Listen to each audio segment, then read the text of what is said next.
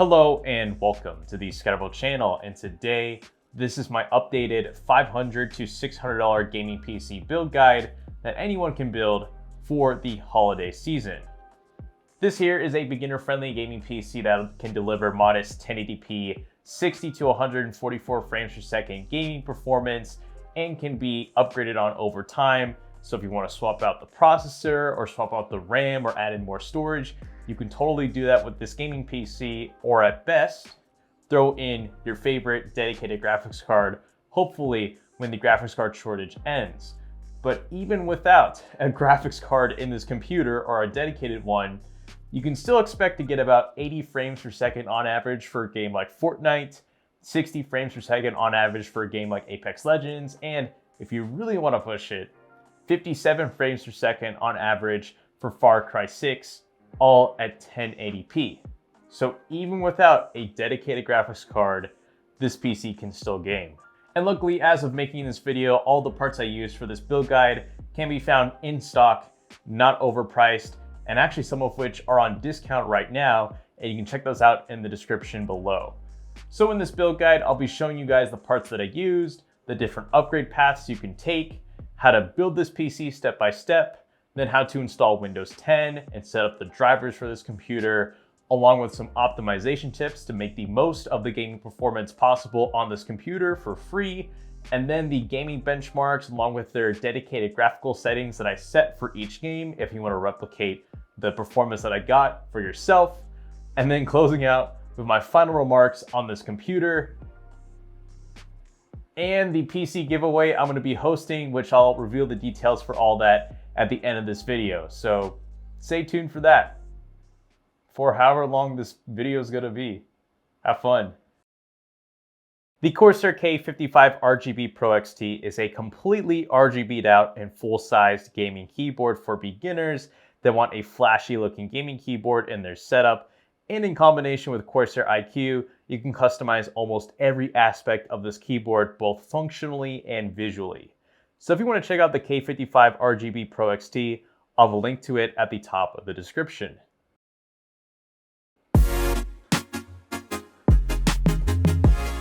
Okay, first, some disclaimers. This PC is absolutely going to get destroyed by a PS5 and Xbox Series X for the same price.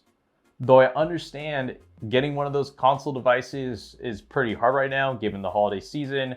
So yes, you could still build this over those two consoles, but at the end of the day, if you're solely looking for a gaming device for $500, absolutely take one of those gaming consoles over this PC.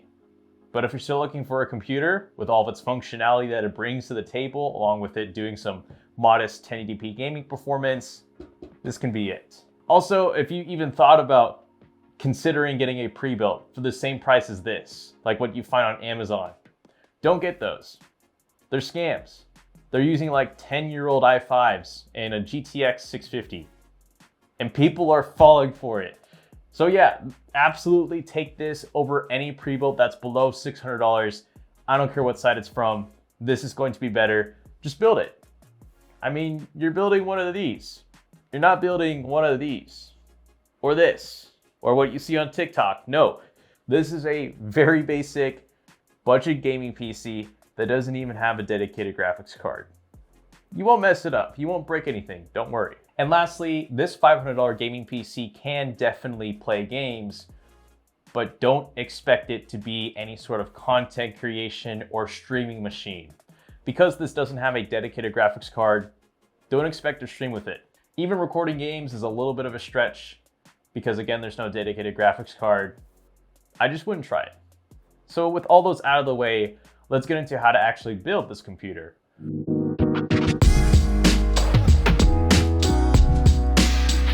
So real quick, all of the parts and the upgrades I'm going to be talking about in this section of this video can be found in the description below. I'll have all those linked.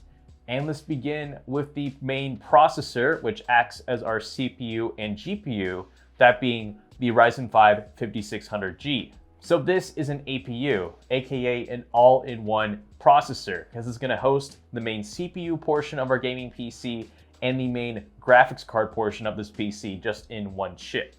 So For the CPU end, it's a 6-core 12-threaded processor that can boost up to 4.4 gigahertz. And on the graphics card portion of the chip, it uses integrated AMD Vega 7 graphics that can turbo boost up to 1900 megahertz. So that's why we're able to display any sort of output from this computer, is because we're using the integrated graphics on the main processor. So literally, when you boot up this computer and you hook it up to a monitor, you're gonna put the HDMI cable from your monitor to the backside of the motherboard, not to where there'd typically be a graphics card. Trust me, it all works. It really isn't that complicated. What's cool about this 5600G though is that it is currently on discount, which is why I'm making this updated build guide. You can get it right now on Amazon and Newegg for $240 if you're in the States, and also in store at Micro Center for $200, which is even better. And from what I've heard from you guys overseas in Europe and the United Kingdom, it's also on discount. So right now I think it's a good time to get it. At first, I thought it was a little bit overpriced at its launch MSRP, but as of filming this video in November, it's on discount. So I don't think it's that bad of a buy, and I recommend it over my previous $500 gaming PC build guide that I released in September? Yeah, September. Next though, I want to talk about the CPU cooler options. You can go with the stock cooler that comes included with the Ryzen 5600G, that is totally fine. But if you want to overclock the 5600G in this build for both the CPU and GPU portions inside of it to get more gaming performance, I'd recommend getting an aftermarket CPU cooler like what I have here, that being the Vetru V5. Because if you overclock the processor in this build for more performance, it's going to be running at a higher clock speed and therefore will need more wattage and will produce more heat. So obviously you're going to need a better cooler to dissipate that heat. So if you're thinking of overclocking, definitely get an aftermarket cooler like this one here. Now, how about the motherboard? Well, I'll give you guys some options. For the absolute lowest priced motherboard you can get for this build, that would be fine for like not overclocking and not having any built-in Wi-Fi, I recommend this MSI B550 M.2 motherboard, I think. And it's about $75. It'll totally do the job if you don't plan to overclock. And if you want to add in Wi-Fi, you can just throw in a $30 Wi-Fi card and call it a day. But if you want this motherboard that I have here, which already has built-in Wi-Fi and is better for overclocking, this is an MSI Pro VHD motherboard that's also a B550 chipset motherboard, and this is $110. But if I were you, I'd get that cheaper motherboard and throw in a Wi-Fi card, and you can still overclock on it to a decent amount and just call it a day, because that'll save you about $20. But regardless, I'll have both linked in the description. But you don't have to get these exact motherboards. They can be from Asus or Gigabyte or ASRock. As long as they are B550 and are micro ATX in size, they'll work with this computer. Then going on to the RAM, any 2x8 gigabyte dual channel kit of DDR4 RAM will work with this computer, but the speed will matter. And I recommend anywhere from 3200 megahertz to 3600 megahertz for this computer. And that's all the more important because we have an APU and it doesn't have its own dedicated video memory pool. It's going to be pulling that from the RAM. So the faster your RAM is, the faster your graphics performance can be to a pretty good extent. Next, for the storage, any 500 gigabyte SSD will be fine for this computer, but I'd make sure it has a DRAM controller built in, like the ADATA SU800 that I have here for this build guide that only costs $50 as of filming this video. And I really recommend getting an SSD with one of those DRAM controllers because that'll just be really nice to have in the long run as you're really using up storage and space on that SSD in terms of its read and write speeds and how fast they'll be like on year 2 or 3 while using this computer. If you get a cheaper SSD that doesn't have a DRAM controller, it's not gonna be fun. It won't be terrible, but for a few extra dollars, you could have a DRAM controller and just have that peace of mind of knowing you have one. If you are technically inclined and you didn't catch anything I just said, just take my word for it. Like the one that I have here linked in the description below. Next, for the power supply, really any 450 watt or greater power supply will be fine for this computer, but I recommend that it's 80 plus bronze, like this XPG pylon here from ADATA, that's 80 plus bronze. And again, the amount of wattage you choose can influence what sort of graphics card you'll eventually put in this computer. Because if you want to throw in an RTX 3070, that 450 watt power supply that's in this version of the build won't be enough for it. So that's where I get like a 650 watt right now just to be future proof for it. But don't worry, I'll link 3 different power supplies from the same brand in the description below, one being 450, 550, and 650. Just depending on what sort of graphics card you may throw into this computer 1 or 2 years down the road, or if you're not going to be throwing one in at all and you just want the cheapest option. Then for the case, any micro ATX or ATX case of your liking will be fine for this computer, but for this build guide, I decided to choose the Vetro M01 because it has that large 200mm RGB fan in the front, and that's going to be really great for whenever you eventually throw in a higher end graphics card, and you can be rest assured that it's going to get a lot of clean, fresh air going into the card. That way you won't have any graphics card overheating. But also the case itself can support future water cooling options like a 240mm and 280mm AIO here on the top. I like the way that the side panel works because it's tempered glass and it has this really cool hinge. So you can easily take off the side panel with no issues and minimize the amount of fingerprints you can get on the side panel. Though it has room for only 2 SATA SSDs and 1 hard drive, which is a bit of a limitation, but you can get this case for $60. And with the discount code that I'm going to provide in the description, you get this directly from Vetro. So for just under $60 without shipping and tax, this is all right. I think it's fine.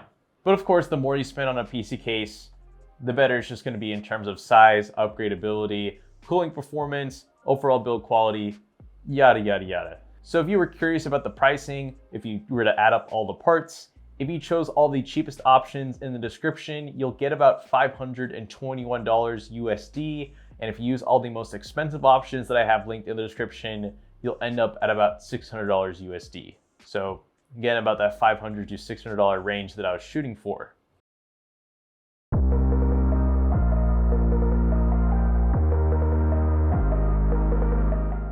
The only 2 items you're going to need to build this PC are an 8GB flash drive to have your installable version of Windows 10 or Windows 11 on this, as well as a Phillips head screwdriver, and that's literally it.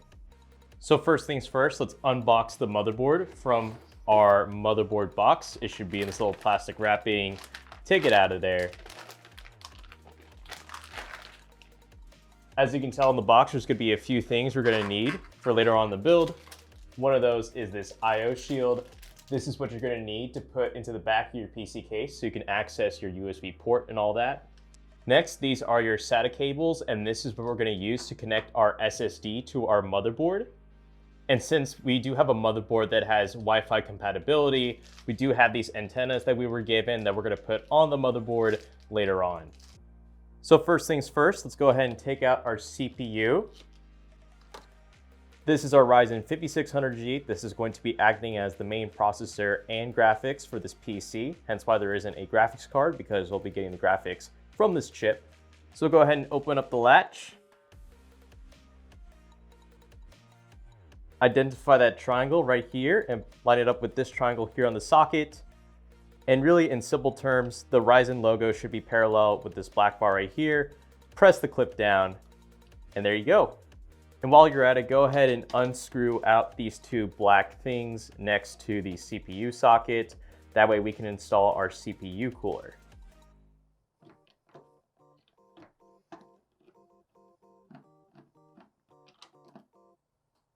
Next, let's install the RAM into the motherboard, and this is super simple.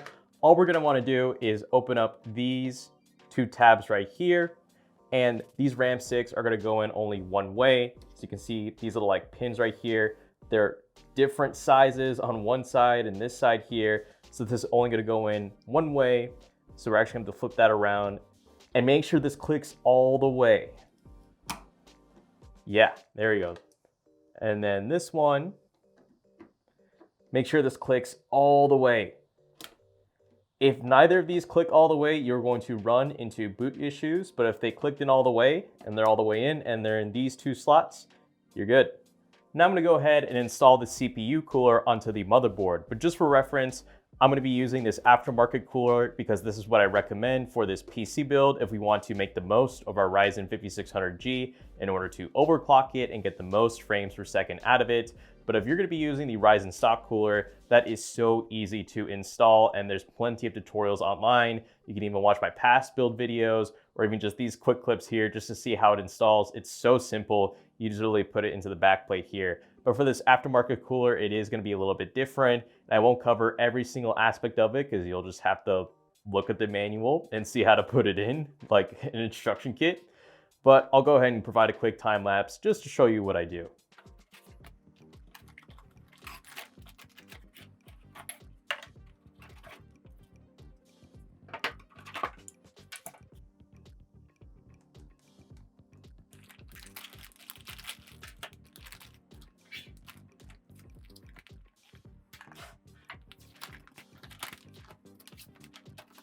Since we're using a Ryzen 5600G, which is an AMD processor, we're going to use the AMD instruction set on this 2-page manual.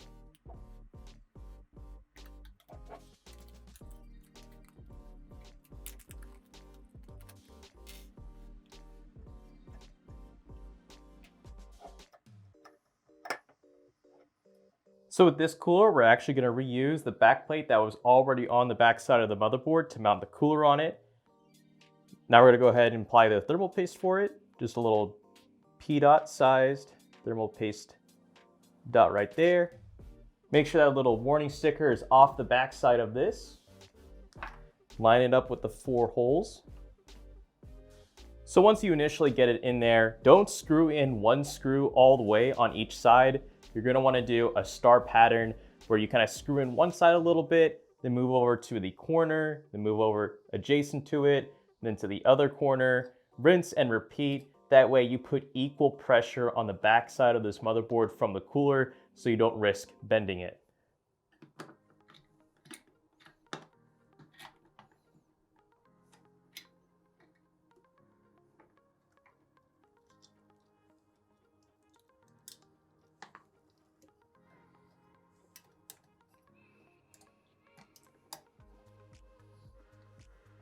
So to actually hook up the CPU cooler to the motherboard so we can regulate CPU temperatures and control the RGB with the CPU cooler, we're going to need to plug in the fan into where this says CPU fan, and we need to plug the RGB connector to this right here where it says J-Rainbow 2.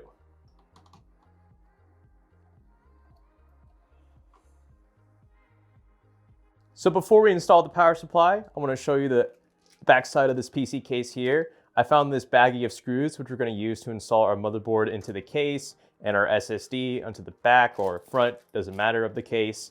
And actually there's some screws in here that we can use for the power supply too, but this already comes with its own screws, which we'll go ahead and use. These right here are your front panel connectors. This is what controls your USB ports, your power button, your audio jacks, all that. So you're going to hook this up to your motherboard so you can have all that control up here. And right here is where you would put a hard drive if you have a spare one and you just want to reuse it for this build. But yeah, let's get started. Before I put the power supply in, I just want to let you guys know that this fat roll of just cable here, this is what you're going to hook from the back side of your power supply to the wall socket you're going to be powering this PC on with. So keep this for the future. And also, like I said, I found a little baggie of screws we're going to use to hook in our power supply into the case. So to put the power supply in, just note, fan side will be facing downwards. We're going to bring this in.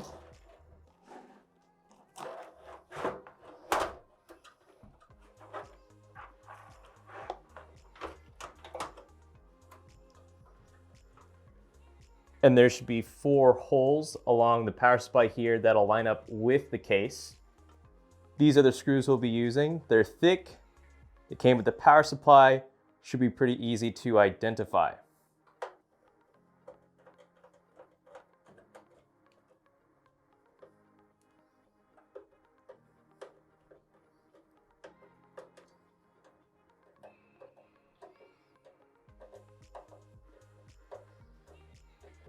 Before we go ahead and jump and install the motherboard, let's go ahead and put the SSD in there first. These are the screws we're going to be using to install the SSD and the motherboard. And if you're curious to know where to put these in the first place, I went ahead and looked at the manual, and yeah, I looked at where it says installing SSDs. It shows you how to do it.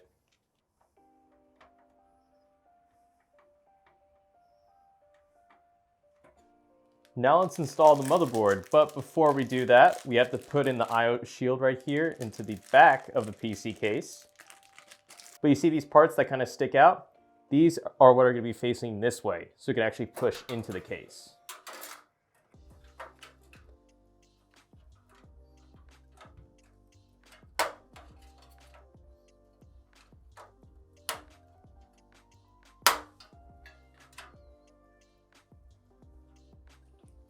There you go. So one thing I want to show you guys before we put in the motherboard is that we have a micro ATX case and we have a micro ATX size motherboard. So really this should fit all good and dandy if we were just place it in there, but we have a slightly wider motherboard. And if you were to look, and I'll go ahead and put some B-roll up here, we have 2 extra holes here and here on the right side of the motherboard. And if we look here on the case, we actually don't have any standoffs for those 2 holes. So we will have to fill those in, and if you're wondering what screw to use, we have these that are found from the baggie from the backside of the PC case. They look like this, or basically what the standoffs already look like in the actual PC case, but we want to put 2 of these in those 2 holes that aren't covered by the case for our wider micro ATX motherboard. Now, if you have a skinnier micro ATX motherboard, then you probably don't need to put in these 2 extra standoffs, but since we have a wider one, we'll go ahead and put them in. We're just making sure all the holes are covered.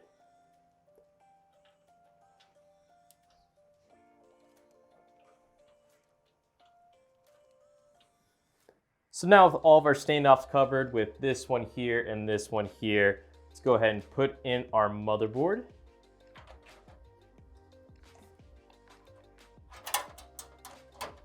Line it up like so. And yeah, that'll pretty much be in. You can go ahead and jingle the motherboard a little bit and make sure that those standoffs are lined up with the holes.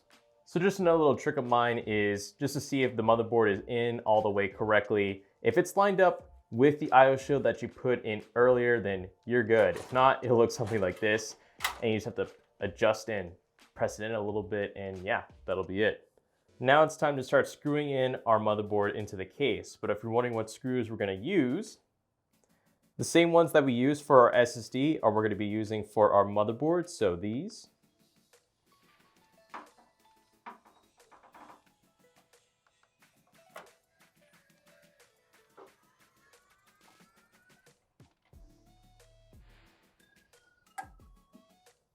So at this point, we've actually put in everything we need into the PC case, and we're just left with hooking everything up.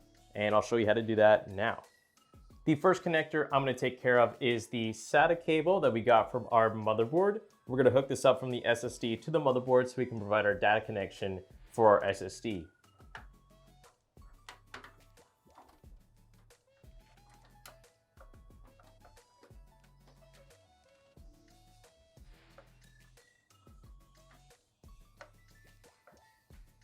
Let's go ahead and start taking care of the front panel headers, starting with the HD audio connector. So this is going to be on the bottom left of the motherboard. You can find its location in the motherboard manual, which I'll post on screen. There you go. Now let's plug in our USB 2.0 header right here into one of the USB jacks. It doesn't matter which one. I'm going to do the one here. There you go. Now let's go ahead and take care of our front panel buttons. So like our power button and our reset button, and put those into JP1 here on the motherboard. And if you want to know the exact layout for how to put this in, I'll have a diagram on screen, but you just have to follow that and just plug it into this connector accordingly. Nothing too hard, just follow the diagram. And that right there is roughly how our front I/O pin layout should look like for our power button, reset button, HDD LED light, and power switch lights. Now let's take care of our USB 3.0 header and put it right here where it says USB 3.0 in the motherboard manual. It's going to be this connector here on the side. It varies from motherboard, but it's going to be generally around here. There you go. And if you guys remember the SSD we plugged in earlier, let's go ahead and plug in the other side into one of these SATA ports. It doesn't matter which one, just whatever works for your cable. There we go. Okay, we're on the home stretch. Bear with me. Now let's go ahead and plug in all the power to all the components in our PC, which is just our processor, motherboard, and SSD, and this one big fan right here. Really simple. So we're gonna take one of these SATA connector power cables, which should be kind of flat and black, and we're gonna plug this right here on the underside of the SSD. Like that. Now let's take care of our CPU power connector, and if you're wondering what power cable we use, it should say CPU on it, and this will go in a certain way because there are these little ridges here at the top of the power connector here, so this power cable can only go in one way. You'll figure that out yourself.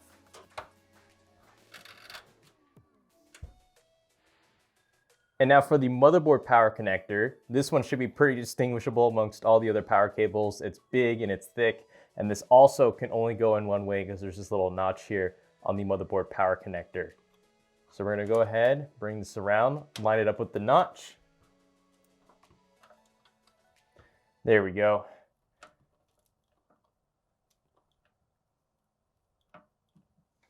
This right here is the last power connector that we need to take care of in our PC. This is gonna power up the front fan. It won't be able to be controlled by the motherboard, so all it needs is just to be powered up. So to take care of this is gonna use a Molex power connector, which is gonna be in the same chain as one of these SATA connectors that we use for SSD. I got one just lying around here. Right there, as you can see, it's gonna be along the same chain as maybe the one you're using for your SSD. And I'm just gonna plug in the front of this into the back of this.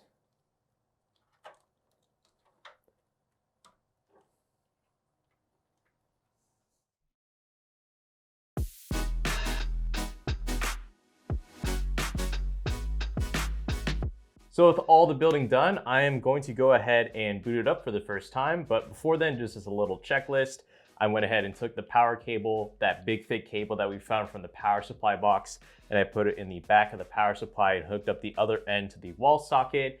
And to actually boot up the computer, I'm gonna go ahead and flip the switch to the line. That means we're ready to boot up. Make sure you do that on the back of your power supply. I also went ahead and plugged in the HDMI cable from the back of the motherboard I/O to the monitor so we can get a display. Of course, got the monitor ready, got our mouse ready, got the keyboard ready, and this 8GB flash drive where I have my installable version of Windows 10, which I'm gonna put on the front here. And it doesn't matter which port you put it in, it doesn't. So with all that, will this PC boot? I'm gonna find out with you guys.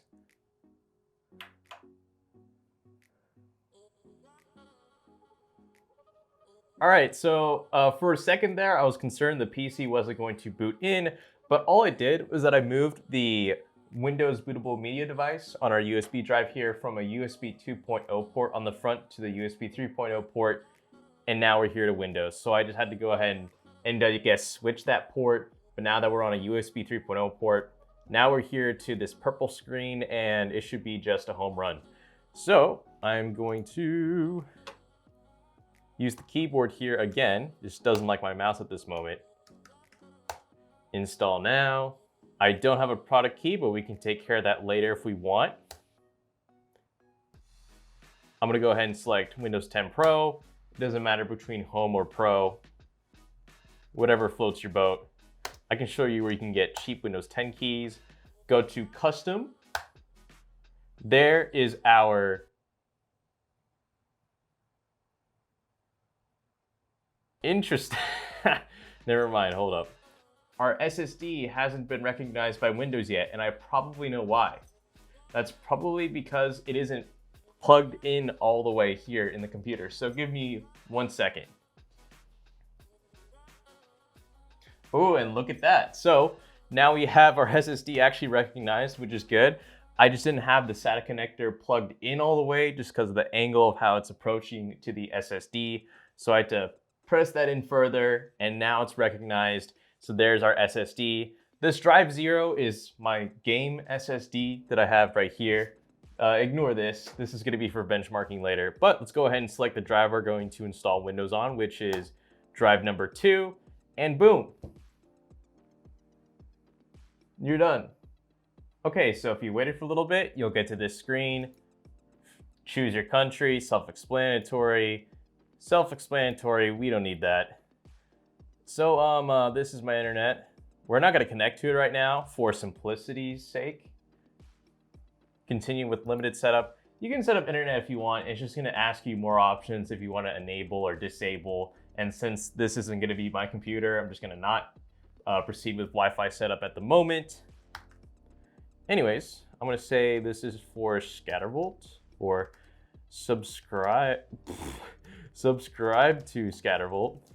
Now, as far as all this privacy setting stuff, I just disable all of it because it's just extra background processes I don't want to have running on my computer. Except, nope, I don't want that. And yeah, you're done. And after this, we're gonna go ahead and set up the drivers that we're gonna need for this PC to work. But I mean, really, if you wanted to, you can get straight to gaming. Your PC just won't be running at its most optimal state. So I'll show you how to do that now. So let's go ahead and install the graphics card drivers for our integrated graphics. So we're gonna type in Radeon drivers because we're using an AMD chip, AMD driver and support.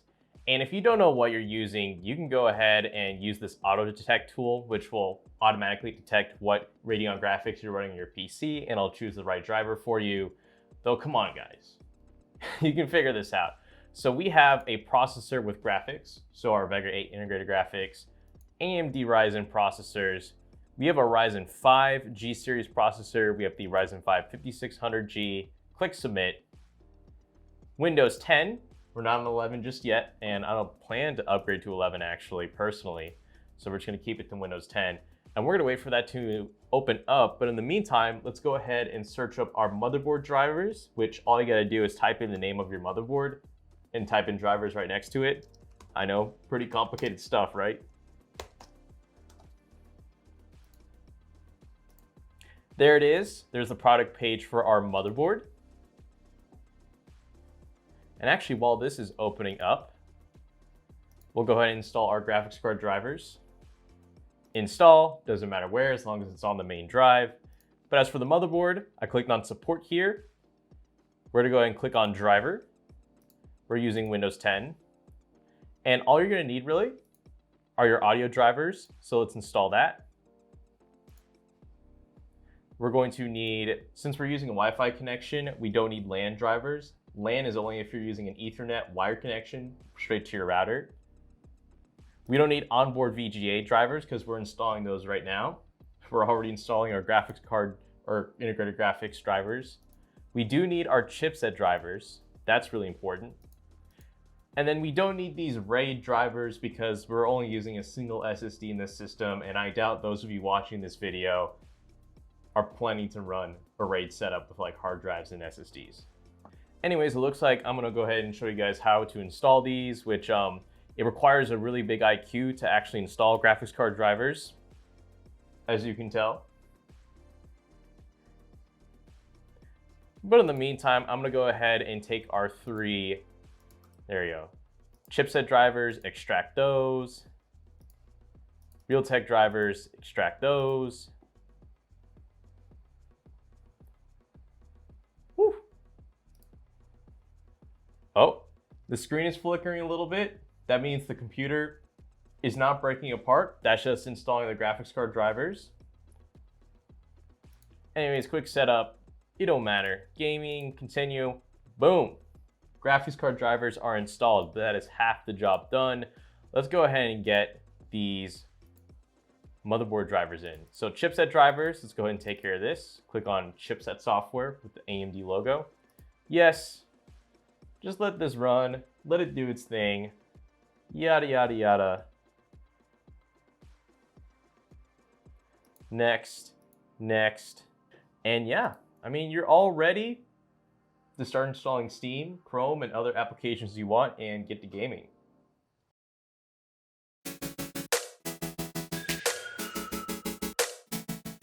Next, let's talk about how you can best optimize this computer for gaming performance while not spending any more money than you need to actually upgrade the hardware any further.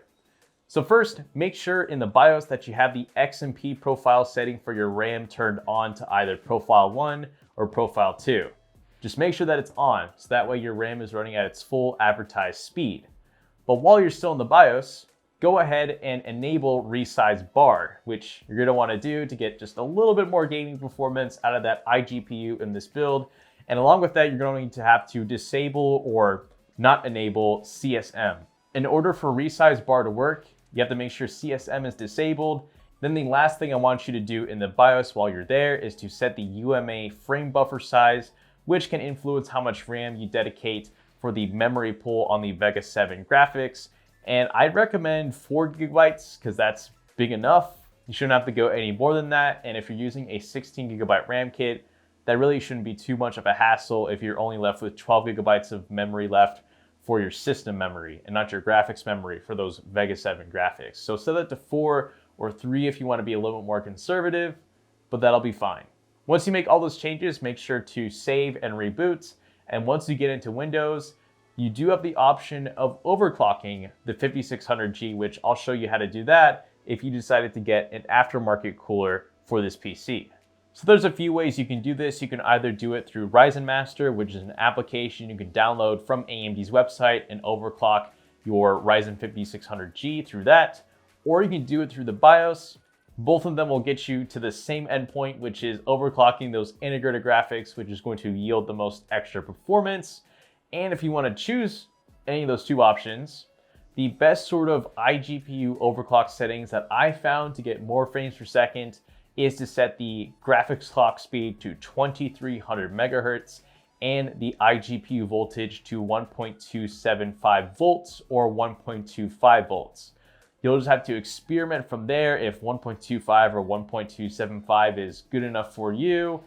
And if you're maybe kind of hoping I talked a little bit more about this and you wish I could, there are many videos online on YouTube and on the internet showing people how they've overclocked their 5600Gs with more in-depth and detail. So definitely check those out.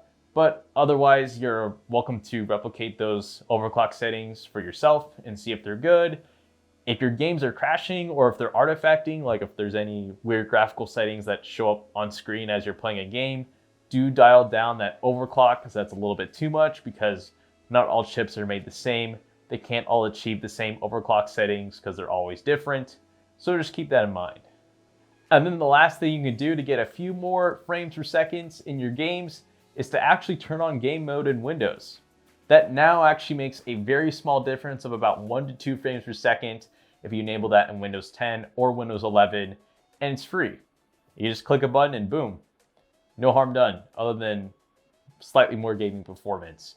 So if you were to do all those things with this gaming PC, you should be able to get the gaming performance I'm going to show you now here in the benchmarks.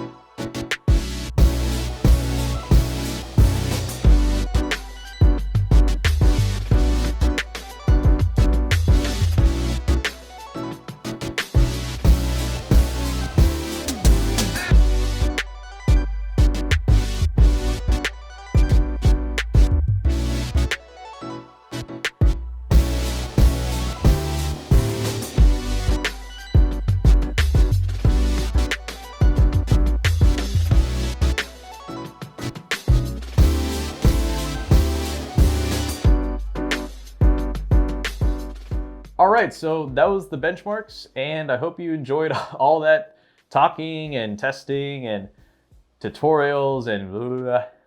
But in the end, do I have any final remarks on this computer that I can tell you guys? Well, I think it's fine. If I had to redo this build, I would probably choose a bigger case just because I like the micro ATX form factor, but if you were to eventually slap in a very power hungry and thirsty graphics card, I would want more space between the bottom of the graphics card and where like the PSU shroud would be for a micro ATX case. So there I think having a slightly bigger case would be better, but you do save money going with this smaller form factor.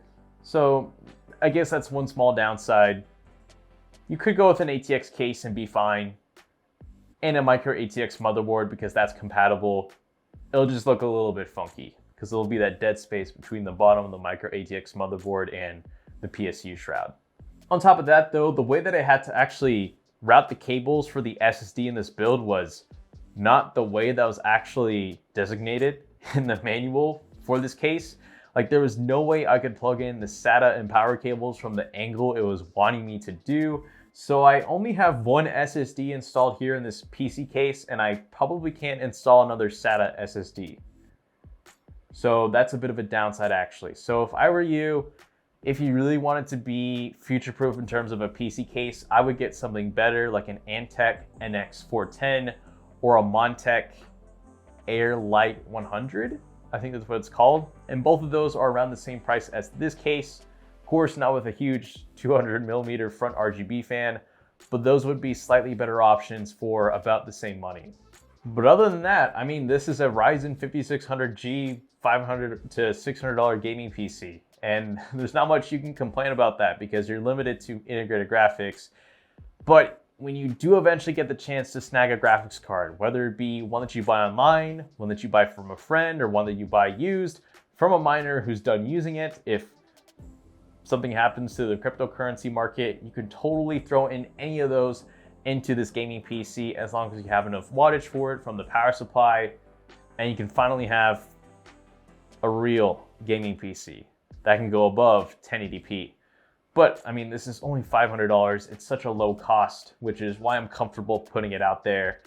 It's not like you're wasting a ton of money on a gaming PC that doesn't have a dedicated graphics card. So all in all, I think it's the right solution for this day and age of having almost no available, affordable graphics cards to regular consumers. But it's not a problem for miners. They can get their hands on any graphics card they want. Yeah, I'm looking at you, AMD and NVIDIA. So that is it for today's PC build guide video. And if you want to learn how to enter that PC giveaway that I promised at the very beginning of this video, click the gleam.io link in the description below and just follow what it says. That's the big reveal. Boom. Hopefully you guys didn't skip, but whatever. Anyways, that is it for this video. Thank you so much for watching till the end if you've made it to this point. And this is the ScatterVolt channel signing out.